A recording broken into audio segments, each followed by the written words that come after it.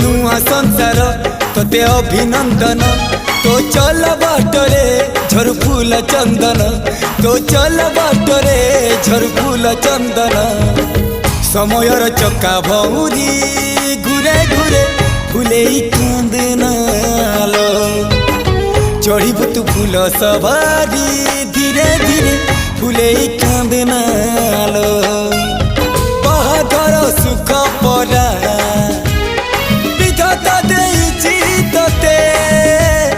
विरह वेदना सबू सहिबाकु हवा मते